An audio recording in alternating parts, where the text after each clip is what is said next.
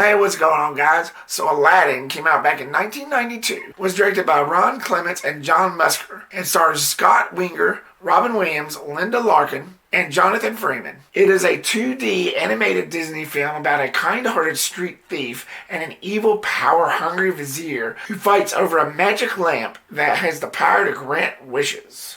Of course, this is around the time when 2D animation was still popular. Now you got 3D animation, which isn't bad, but it's a very different style of filmmaking on how they used to do things. First of all, let me just say I did a review for the remake, which came out last year on this channel, so if you want to check that out, you can. It'll be in the description below. As I said in that review, I grew up on this character.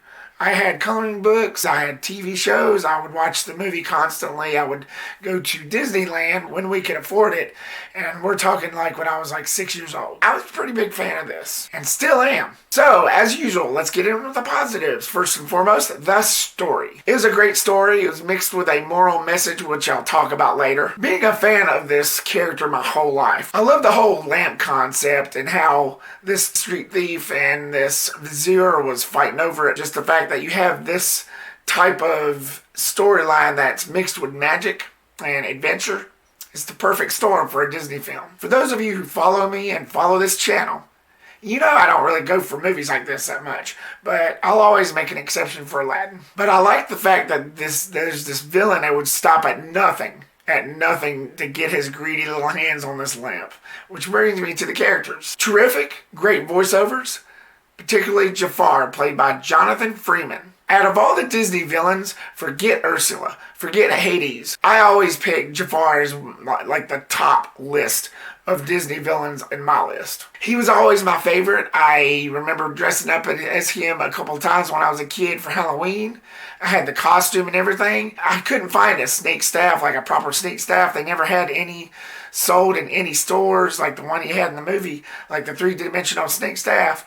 So my nana would cut out a carven stick, wooden stick. It would be like, it wouldn't be 3-dimensional, but it would be like close enough. And I had that. It was pretty fun. But that was one thing I couldn't get past, is that snake staff. As I mentioned in the other review, I just could not find that to save my life. And it always disappointed me, but what I had was good enough. Like I said, like this character, that's one of the things that disappointed me in the remake, was that they played him off in that film as a douche, a little bit of a brat. There was nothing there. There's no intimidation.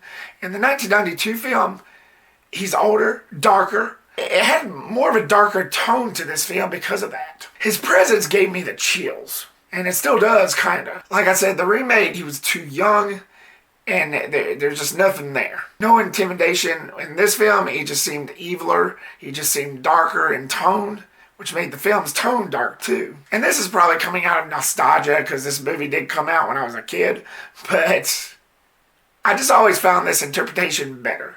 Way better. And Scott Weinger and Linda Larkin as Aladdin and Princess Jasmine did a really great job. Great singing voices, great chemistry.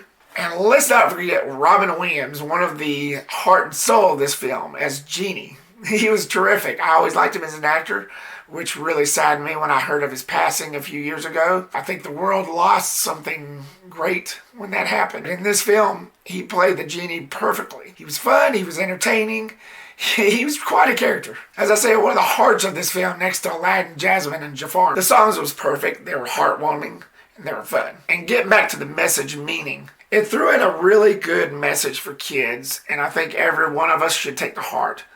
You should never pretend to be someone you're not. And that's one thing that the character Aladdin did in this. He was wanting to impress Princess Jasmine by being a prince and not being himself, because he didn't think that being himself was good enough. Never felt that way.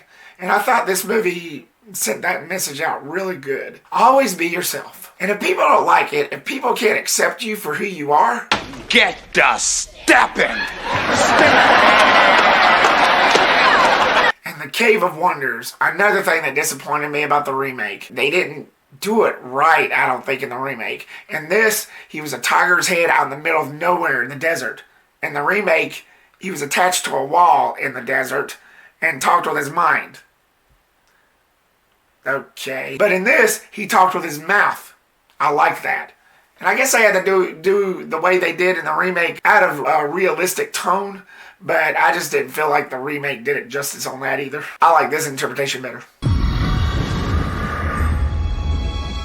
And on to my mixed. As much as I liked Jafar's parrot, there's a little bit of a logic issue. Now, of course, kids aren't going to care. This is a kid's film. Kids aren't going to care. It's only when you grow up and you start understanding logic and reasoning is when you really start asking the questions. Okay, you have this monkey, Abu, who is Aladdin's pet, and this tiger, Raja, who is Princess Jasmine's pet. Both of them didn't talk. How is it that Iago, a parrot, was the only one that could talk like a human? Yeah, parrots has been known to talk a little, but in like increments. Polly want a cracker, Polly want a cracker. But he talked like a human. So which leads me to believe that since Jafar was this powerful vizier, and he had magic on his side, I mean, look at this stage staff. I think he put like some sort of spell, or he put magic on Iago somehow to make him talk. It's the only explanation I have. I just wish they would have explained that. But again, kids won't care. This is a kid's movie, and me personally, it didn't really bother me, but thinking from a logic tone, I just wish they kind of would have like thrown in something in there about that. But again, I enjoyed it for what it was. So it wasn't really that big of a deal. I just had to throw that out anyway. So bottom line, this is by far a true classic. If you're a Disney fan and enjoy magic and adventure, then enjoy this reptastic classic.